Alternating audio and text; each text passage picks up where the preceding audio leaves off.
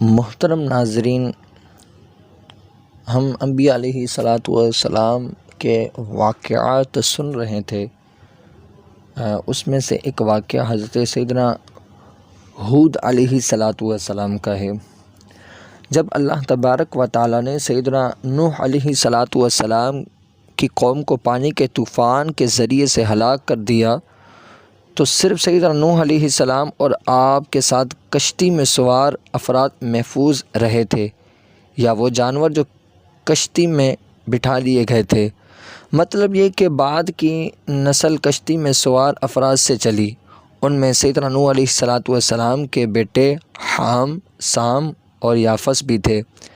وقت گزرتا گیا، آگے ان کی اولاد ہوئی، پھر ان کی اولاد کی اولاد ہوئی۔ اس طرح بہت سے لوگ دنیا میں پھیل گئے، پھر ان کے قبیلے بن گئے اور وہ الگ الگ گروہ میں بٹ گئے۔ ہر قبیلے کا اپنا ایک نام تھا۔ ان قبیلوں میں سے ایک قبیلہ عاد بھی تھا۔ قبیلہ عاد کے لوگوں نے احقاف کے علاقے میں رہائش اختیار کی۔ احقاف کا علاقہ عمان اور حضر موت کے درمیان واقع ہے۔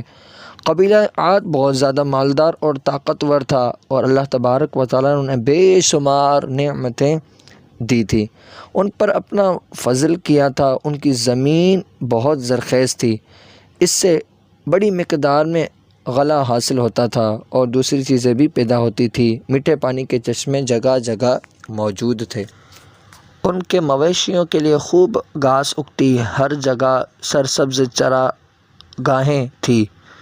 ان کی بکریاں اور گائیں خوب دودھ دیتی تھیں، خوب موٹی تازی تھیں۔ اللہ کا ان پر ایک اور بڑا احسان یہ تھا کہ وہ بہت مضبوط جسموں کے مالک تھے، بڑے قد آور تھے۔ اپنی طاقت کو وہ خود بھی محسوس کرتے تھے اور اکثر کہا کرتے تھے کہ ہم سے طاقتور بھلا کون ہے۔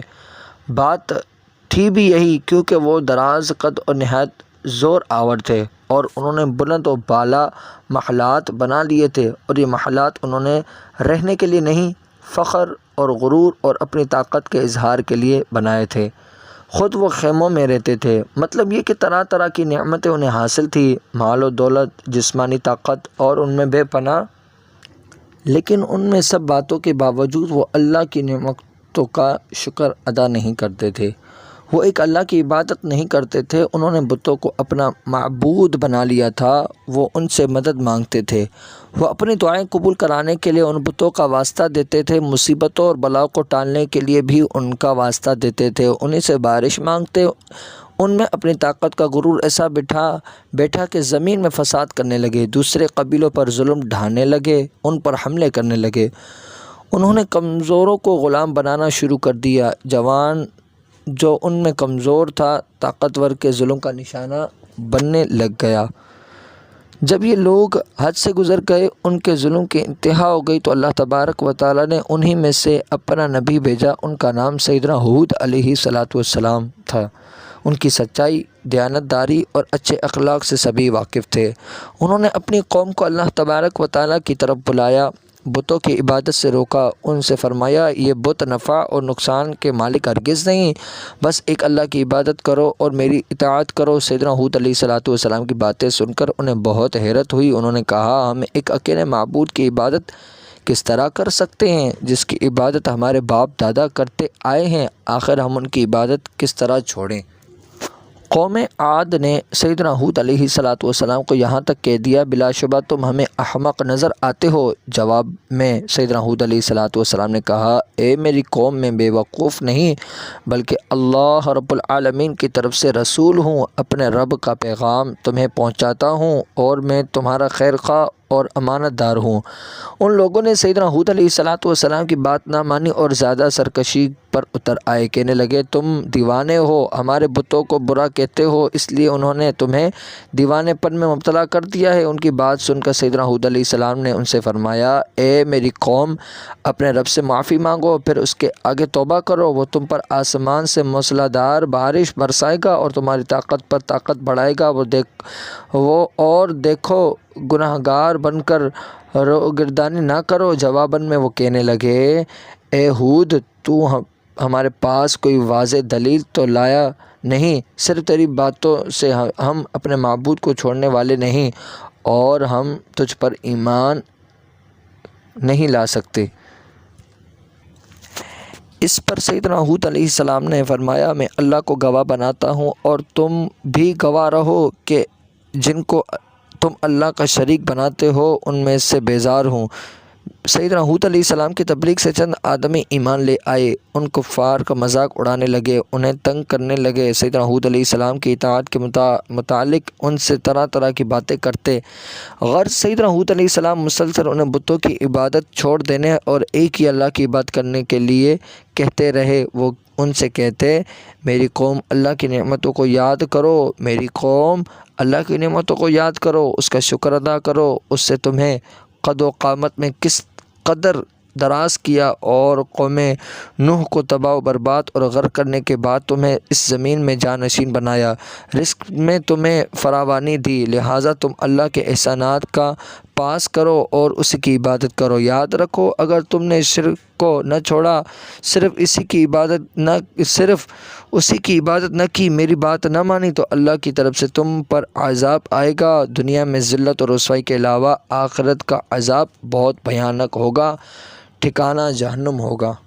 افسوس ہے اس تمام تر تبلیغ کے باوجود وہ اپنی طاقت پر ڈٹے رہے اور ان کا خیال تھا ہم تو اتنے طاقتور ہیں کہ ہمیں بھلا کون عذاب میں مبتلا کر سکتا ہے۔ سیدنا ہود علیہ السلام کے جواب میں انہوں نے کہا کیا تم ہمارے پاس اس واسطے آئے ہو کہ ہم صرف اللہ ہی کی عبادت کریں اور جن کو ہمارے باپ دادا پوجتے تھے ہم ان کو چھوڑیں، لہٰذا ہم کو جس عذاب کی دھمکی دیتے ہو اس کو ہمارے پاس منگوا دو اگر تم سچے ہو۔ اللہ اکبر۔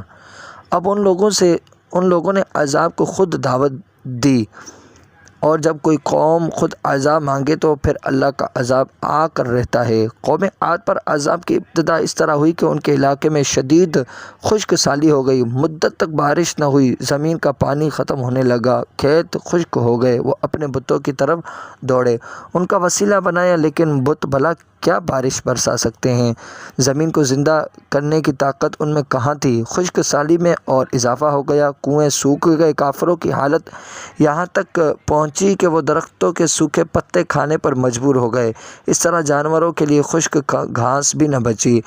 آخر وہ لوگ بہت زیادہ کمزور ہو گئے، بھوک اور پیاس سے مرنے لگے۔ یہ خشک سالی کافی عرصہ تک جاری رہی، جن کھیتوں پر وہ فخر کرتے تھے وہ چٹیل میدان بن چکے تھے، اور اس طرح قوم عاد کا غرور ٹوٹ گیا اور اس کی طاقت خاک میں مل گئی۔ پھر اللہ کا عذاب ان پر عجیب رنگ میں آیا۔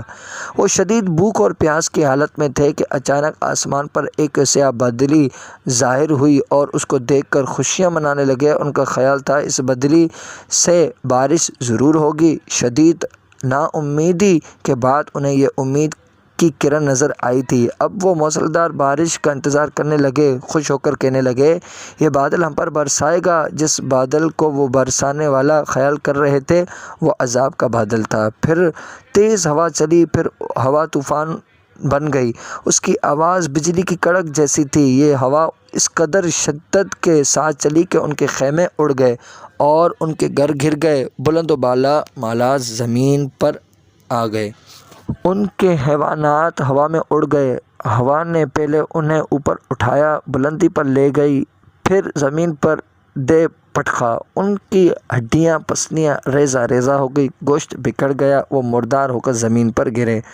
درخت بھی زمین سے اکھڑ کر فضا میں اڑتے نظر آئے۔ وہ زبردست آندھی مسلسل 7 راتیں اور 8 دن چلتی رہی،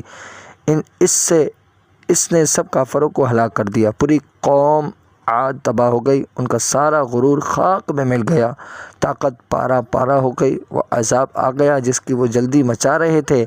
اللہ نے سیدنا ہود علیہ السلام اور ان پر ایمان لانے والوں کو اپنی حفاظت میں رکھا۔ اللہ اپنے ماننے والوں پر بہت مہربان ہے۔ جب وہ ہوا ان کے پاس آئی تو بالکل نرم ہو جاتی تھی، جب ہوا رک گئی اور تمام کافر مر گئے تو مسلمان اپنے گھروں سے نکلے، وہ سب اللہ کا شکر ادا کرتے رہے تھے۔ پھر سیدنا ہود علیہ السلام کے ساتھ تمام مسلمان حضر موت چلے گئے، وہ وہاں جا کر آباد ہو گئے اور ایک اللہ کی عبادت کرنے لگے۔ ایمان کی دولت نے انہیں محبت اور پیار سے لینے والا بنا دیا تھا۔ سبحان اللہ.